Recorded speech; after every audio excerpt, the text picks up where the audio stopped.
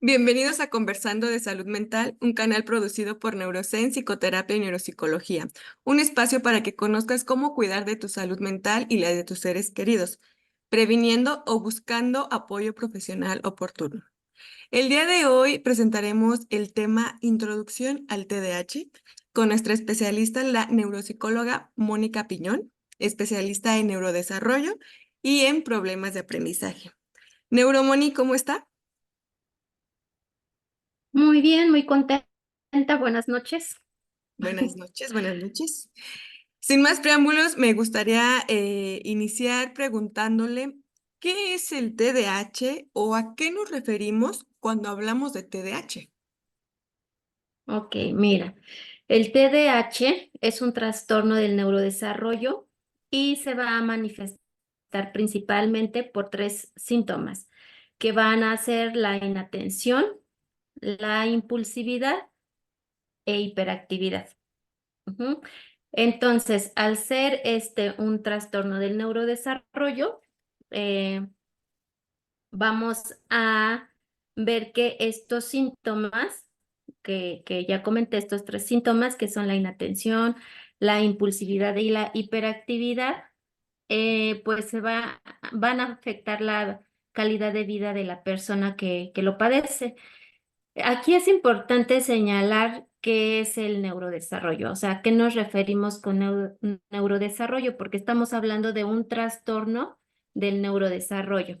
Entonces, vamos a recordar que el neurodesarrollo es este proceso complejo y dinámico que va a involucrar la formación y la maduración del sistema nervioso central, pero también tiene que ver con el desarrollo de las funciones cerebrales. Es decir, estamos hablando de la estructura y del funcionamiento cerebral. E incluso también el neurodesarrollo involucra a cómo la persona interactúa con su entorno. Entonces, por eso se habla de que es un proceso complejo, es un proceso dinámico y al haber una afectación, como en el caso del TDAH, todas las esferas en la vida de la persona pues se van a ver afectadas, se van a ver involucradas. Te comentaba que vamos a tener tres principales síntomas.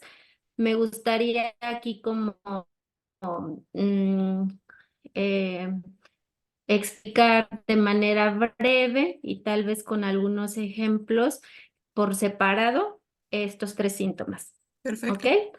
Entonces, vamos a tener que el TDAH, trastorno por déficit de atención e hiperactividad, se va a presentar en tres modalidades. Hay quienes los llaman predominios, subtipos, o con tres diferentes síntomas, ¿no? Vamos a decir que el que es predominantemente inatento, pues estos niños, estas personas se van a caracterizar por hacer, e incluso para iniciar, a- eh, mantenerse y culminar trabajos o tareas. Son estos niños que interrumpen constantemente lo que están haciendo, no observan los detalles, pareciera que no escuchan. Hay muchos maestros o papás que refieren esto, ¿no? Es que parece que no me escuchan, ¿no? Es una de las características. Van a tener también dificultades para organizarse. Se hace mucha referencia a que pierden cosas, ¿no? En la escuela, por ejemplo, pierden la lonchera, pierden el suéter, pierden los útiles escolares, se les olvidan las actividades que están realizando. Ok. Esto es cuando hablamos del predominio inatento en general, ¿ok? Luego vamos a tener la presentación hiperactividad impulsividad. Ok. ¿Cuáles son las características del TDAH con este predominio? Bueno, son personas que responden a los estímulos del medio ambiente de manera constante, de manera permanente. Entonces, esto lo que va a ocasionar es un excesivo movimiento. ¿No?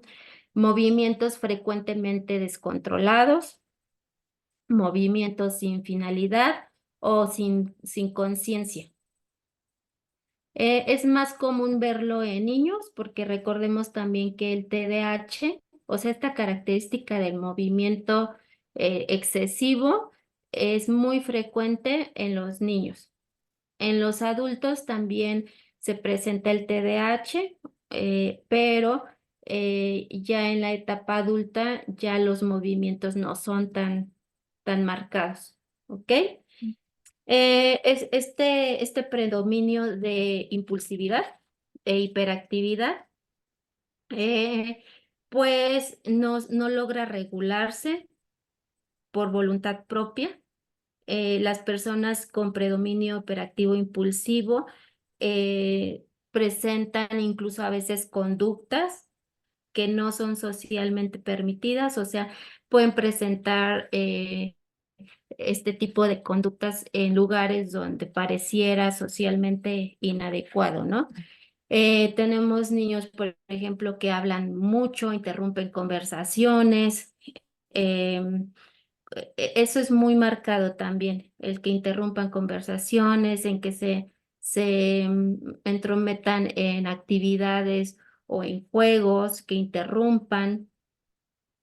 Hay un descontrol en cuanto al actuar, al pensar. Podemos llamarlo incluso como imprudencia. Ajá. ¿Por qué? Porque no hay una planeación de la acción. Ajá. O sea, su mismo nombre lo dice, hay una impulsividad. No está pensado, no está planeado, no está organizado.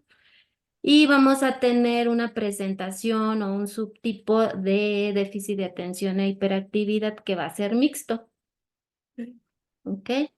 Es decir, va a haber personas que presenten ambos, la inatención, pero también impulsividad, hiperactividad.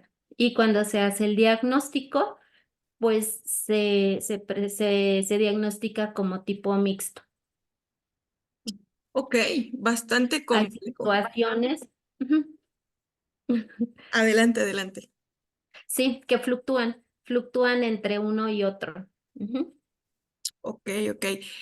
Em, ¿Cómo podríamos diferenciar en este subtipo 2 o en este tipo 2 donde es más predominante la hiperactividad? ¿Cómo lo podríamos diferenciar a que sea un estilo de crianza a lo mejor negligente, ¿no? Que no haya límites, que no haya reglas, entonces los niños, vaya, están de aquí para allá porque justamente no hay límites. ¿Cómo lo podríamos diferenciar ahí? Justamente haciendo un buen diagnóstico, ¿no? Porque en una primera etapa, frecuentemente o generalmente, estos síntomas, estas conductas se observan en casa, se observan en la escuela, Sí. pero el observarlas o el detectarlas no implica hacer un diagnóstico, ¿no? Entonces, justamente esa diferenciación que tú refieres se va a tener que analizar desde el momento en que el especialista hace una anamnesis o historia clínica, ¿no? Cuando se hace la entrevista con los papás, todas estas cuestiones de crianza, de estilos de crianza, se preguntan y se analizan. Ahora, es importante, es uno de los mitos, de hecho, del TDAH, que son niños, pues que no tienen límites, que son producto de la crianza en casa, ¿no? Y de hecho, ese es uno de los puntos que más adelante en esta plática vamos a comentar. Ok, excelente. Ahora, entonces, ¿qué no es TDAH? Ok, si ya explicamos de manera breve lo que sí es, vamos a ahora bueno, algunos de los aspectos, a considerar algunos de los aspectos de lo que no es el TDAH. Entonces, el TDAH no es una mala conducta o falta de límites, que va relacionado con tu pregunta anterior. El TDAH no es esto, o sea, no es un niño con mala conducta, no es un niño malcriado, no tiene límites en casa, ¿no? El TDAH es un trastorno neurobiológico, ¿no? Entonces, eh, el niño que va a ser diagnosticado con TDAH lo va a hacer, o sea, va a ser diagnosticado independientemente de cómo sea su familia, es decir, de las características particulares de la familia. Si bien es cierto, estas características o esta forma de la crianza, estos estilos de crianza, sí van a repercutir, obviamente, pero no están directamente relacionados em, con que una familia, por ejemplo, que tiene dificultades para poner límites o que es sobreprotectora o que es consentidora, no de manera directa va a generar que un niño tenga TDAH. Eso sí, eso no es TDAH, ¿no? ¿Qué más no es? No es flojera, no es falta de interés, no es que no le eche ganas, no es que no quiera, no es que no lo hace porque es desobediente. Estos son parte de los mitos del TDAH, ¿no? Y es muy recurrente escucharlo en docentes y en papás, ¿no?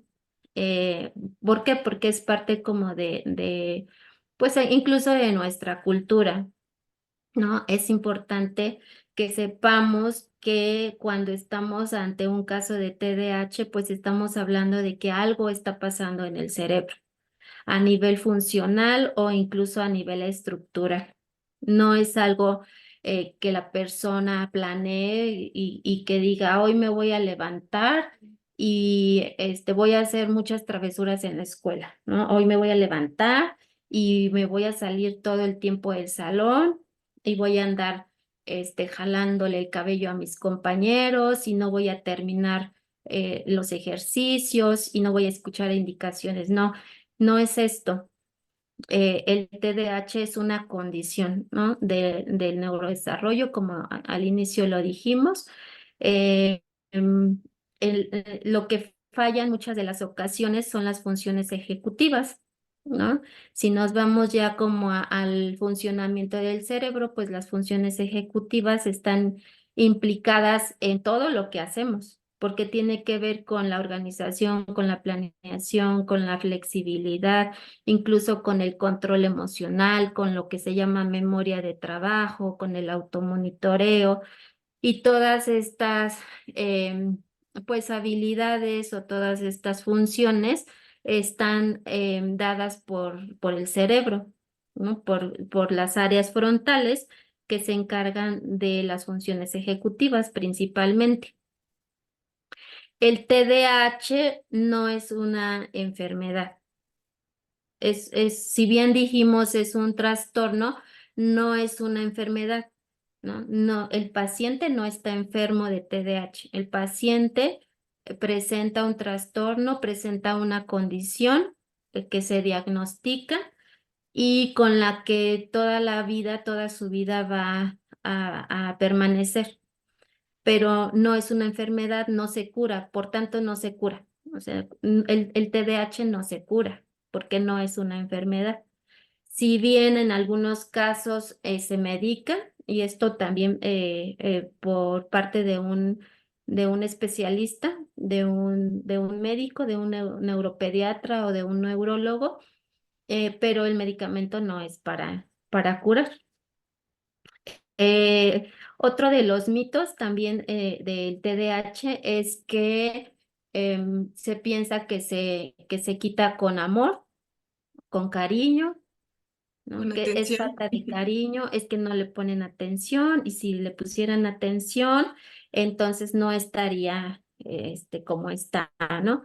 La aparición del TDAH no se explica jamás por la falta de amor o de atención por parte de mamá o por parte de papá o por parte de los cuidadores. Justamente es el amor y el cariño los que van a guiar a los papás principalmente a buscar un tratamiento óptimo, ¿no? O sea, el amor y el cariño es lo que hace llegar a las familias a buscar el apoyo con especialistas. Ok. Justo cuando, Todo eso no es el deber. ok, perfectísimo. Justo cuando comentaba que en el caso que se medique a los menores que tengan TDAH y menciona no es para curar, ¿para qué funcionaría o cuál es la función del medicamento? Ujú. En primer lugar, no todos, bueno, digo niños porque yo me especializo en la neuropsicología infantil, pero también los adultos son diagnosticados o se puede hacer el diagnóstico y también son medicados, ¿no? Bueno, pero en el caso de los niños con TDAH, el que tiene la potestad únicamente para medicar, como ya lo decía hace un momento, va a ser el neuropediatra y no en todos los casos se medica. Los neuropediatras obviamente llevan su proceso, hacen su valoración y su tratamiento, ¿no? Entonces, justamente va a depender de la presentación del TDAH. O sea, si es con predominio inatento, entonces el medicamento va a estar enfocado en mejorar los estados atencionales, ¿no? Si es hiperactivo e impulsivo, pues es para reducir los niveles energéticos. ¿No? A mí en lo personal me ha tocado más con pacientes medicados por déficit de atención e hiperactividad con predominio impulsivo, hiperactivo. Y el medicamento lo que nos permite a nivel neuropsicológico, a nivel psicopedagógico, es poder intervenir. Entonces regulan los niveles energéticos, los bajan y esto permite que nosotros podamos trabajar a nivel psicopedagógico. ¿No? El medicamento también a veces apoya en cuanto a la regulación emocional. Estos niños que llegan a tener crisis, que a veces son mal llamados berrinches, pero son crisis porque no se controlan, o sea, el niño no tiene la capacidad para controlarlo y requiere de estos medicamentos para, para lograr regular y que pueda entrar ahora sí la intervención pues del adulto en este caso para gestionar emociones. Ok, Ujú. excelente. Toda esta parte de qué no es el TDAH sirve precisamente para poder empatizar con estas personas o con los niños que tienen este trastorno, ¿no? Y que no es una enfermedad, que no es algo que se va a curar con amor y con atención, que es un padecimiento con el cual, pues, a lo largo de su vida lo va a tener, ¿no? Y que justamente podamos llegar a los especialistas correctos para poder tratar este trastorno y que justamente va de la mano con esta pregunta que tengo, ¿no? ¿Cuál es el especialista que se encarga de diagnosticar el TDAH? Ok, pues no hay como una receta o no hay un procedimiento así paso por paso o que tenga que ser siempre el mismo, ¿no? En mi experiencia, los pacientes llegan canalizados a veces por parte de la escuela, a veces por los mismos padres que observan conductas que les llaman la atención. En las escuelas también hay docentes que tienen muy buen ojo clínico, aunque no se dediquen a la clínica. y que pueden hacer este tipo de observaciones y sospechar, ¿no? Sospecho que algo está pasando, está fuera de la norma, tal vez sería necesario canalizarlo con un psicólogo. Los docentes y los papás en lo primero que piensan cuando observan alguna de estas conductas que ya referí al inicio, de inatención o de hiperactividad e impulsividad, piensan en un psicólogo, ¿no? Como que es la primera instancia a la que se recurre, ir al psicólogo. Pero aquí es importante señalar que no todos los psicólogos tienen la experiencia en el trabajo con TDAH. Entonces debe de ser un psicólogo que tenga la capacitación, ¿sí? A nivel profesional, a nivel clínico. Si es un psicólogo que pues ya cuenta con toda esta preparación, puede hacer diagnóstico, ¿no? Que conozca pruebas, que tenga la experiencia, la preparación, los estudios, pero también puede ser el neuropediatra. A veces me ha tocado que llegan niños que no han ido con psicólogo, que no han ido con neuropsicólogo y que vienen directamente de neuropediatría. Entonces, el neuropediatra puede hacer diagnóstico. Este, Tal vez lo ideal sería un neuropsicólogo. Un neuropsicólogo tiene conocimientos tanto en psicología, en pedagogía y neurociencias. Entonces, un neuropsicólogo puede hacer diagnóstico. Eh, y bueno, como para el diagnóstico, estos tres especialistas, el psicólogo, el neuropediatra o el neuropsicólogo. Ujú. Em, Cuando nosotros hablamos de diagnóstico, o sea, de evaluación, no podemos dejar de lado la intervención, van de la mano, el tratamiento, ¿sí? Porque no solamente es dar un diagnóstico y decir, ah, pues tiene TDAH con predominio inatento, por ejemplo, y ya. O sea, lo importante de hacer un diagnóstico va a ser la intervención, el tratamiento, ¿no? Y el tratamiento va a depender mucho de las características de cada paciente, de la dinámica de familia. Aquí lo que quisiera yo resaltar acerca del tratamiento, pues es que el tratamiento siempre, siempre, siempre debe de ser multimodal. Ok, Multimodal significa que tiene que abarcar varias disciplinas, ¿no?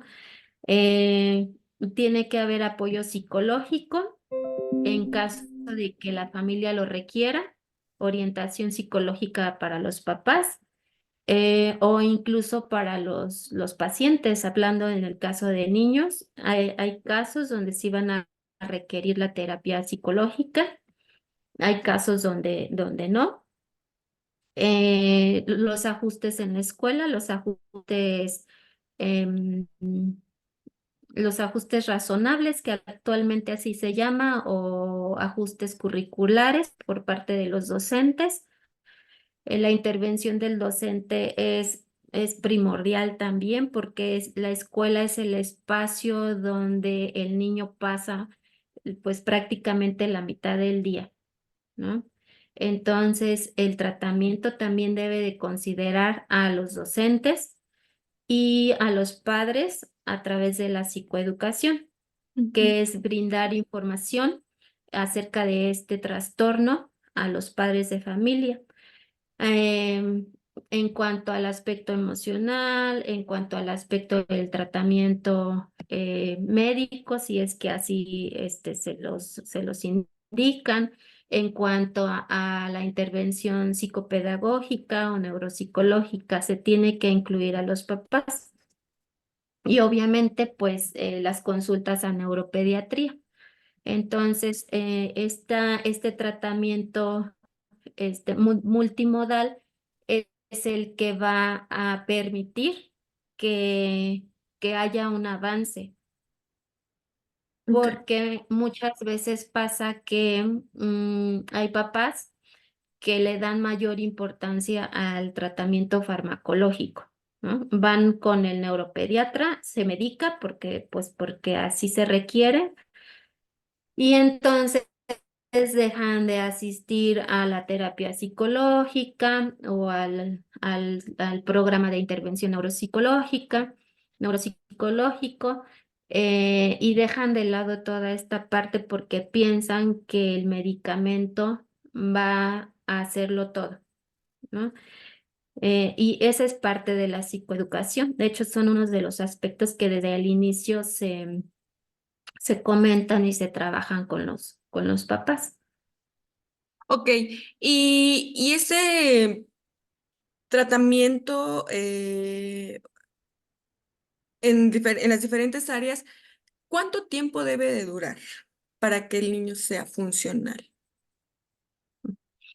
Exacto, esto que comentas de que para que el niño sea funcional es el objetivo en general, ¿no? Lograr una mejor calidad de vida, lograr un mejor funcionamiento, y esto se tiene que estar monitoreando de manera permanente. Ok. Yo diría que mínimo por 6 meses.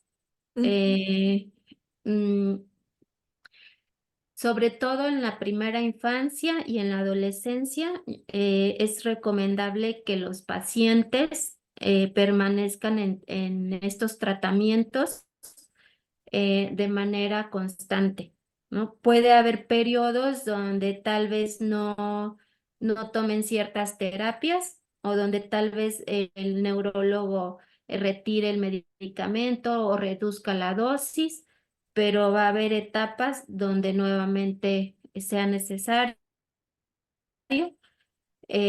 No hay como un tiempo establecido para todos los pacientes.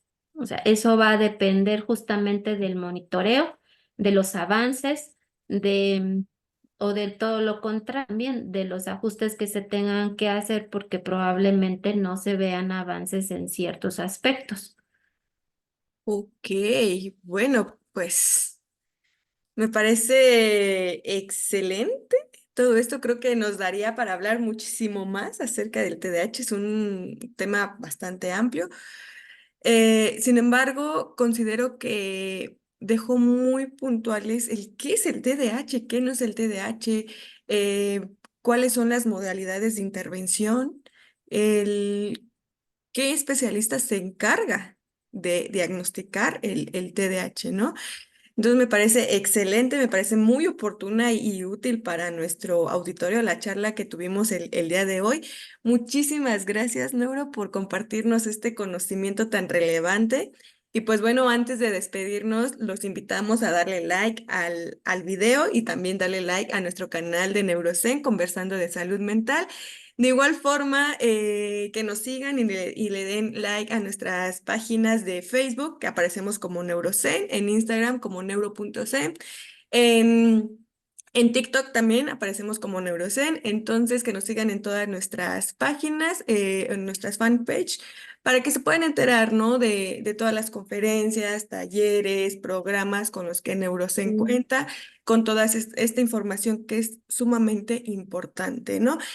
Ahora sí, no, nos despedimos, les deseamos siempre, siempre lo mejor. Hasta la próxima. Muchas gracias.